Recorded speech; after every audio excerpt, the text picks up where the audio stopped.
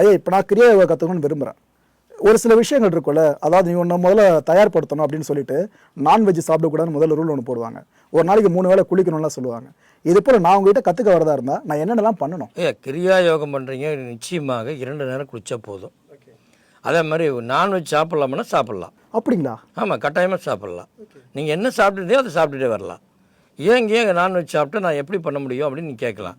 நான் அதுக்கு ஒரு கேள்வி வச்சுருக்கேன். அதாவது நீங்கள் நான்வெஜ்ஜை ஆசைப்பட்டு உங்களுக்குள்ள ஆசையை அடக்கிட்டு நீங்கள் பயிற்சி பண்ணால் நிச்சயமாக பண்ண முடியாது. நீங்கள் நான்வெஜ்ஜை எடுத்துகிட்டு நீங்கள் பயிற்சி தீவிரமாக போனீங்கன்னா ஒரு குறிப்பிட்ட நாளில் நான்வெஜ் வேண்டாம், நீங்களே வெளியே வந்துடுவீங்க. அப்படி வர்றதா? இதுதான் விஷயம் அதில். ரைட்டு. ஆமாம், அதனால் நான்வெஜ் எடுக்கிறத தப்பு இல்லை.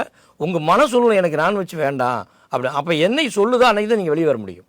நம்மளா நினச்சி இது பாரம்பரியமாக பழக்கிட்டாங்க நான்வெஜ்ஜை. நீங்கள் இந்த மாதிரி பண்ணணும் அந்த மாதிரி பண்ணணும், அதை பழக்கிறதுனால தான் நம்ம நான்வெஜ் விட்டு வெளியே வர முடியல.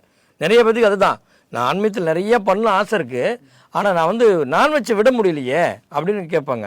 அப்போ நான்வெஜ்ஜை விடுறதுக்கு ஒரு காரணம் இந்த கிரியா மிகப்பெரிய உதவியாக இருக்குது. அப்பா பெரிய விஷயம் ஐயா.